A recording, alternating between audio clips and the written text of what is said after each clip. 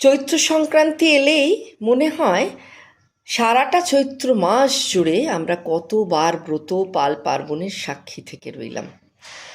চৈত্র মাস শুরু মানেই চড়কের ঢাকে কাঠি পড়ল, আর সজনে ডাঁটা বুড়িয়ে গেল, নিম পাতা পেকে গেল।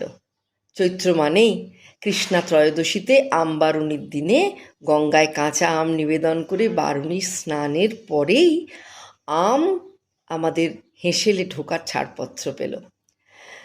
আশ্বিনের মতো এই চৈত্রের দুর্গাপুজোর আগে শুরু হয়ে যাওয়া চৈত্রের নবরাত্রি, তাকেই বা ভুলি কেমন করে?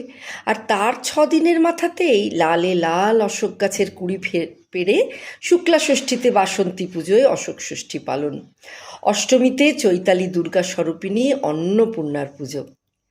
মধুমাস চৈত্র আবার রামের জন্মতিথি, তাই রামনবমী পালন, আর চৈত্র পূর্ণিমায় হনুমান জয়ন্তী পালন। চৈত্র অমাবস্যায় দান ধ্যান, পাপমোচনী একাদশীতে পাপস্খলনের জন্য বিশেষ জপ তপ, আর চৈত্র মাসের বৃহস্পতিবারে চৈত্রলক্ষ্মীর পুজো।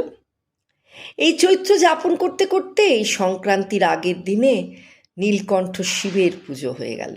সেও কৃষিকাজের কারণেই, প্রজননের কারণেই।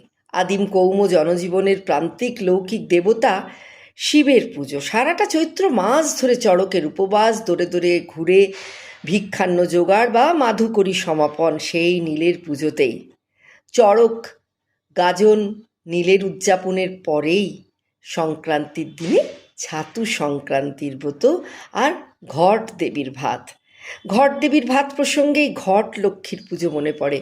বাঙালির ইতিহাস গ্রন্থের রচয়িতা নিহাররঞ্জন রায়ের মতে এটিও হলো বাংলার লোকায়ত লক্ষ্মীর ঘট রূপে পুজো, এবং যা মূলত কৃষি পুজো।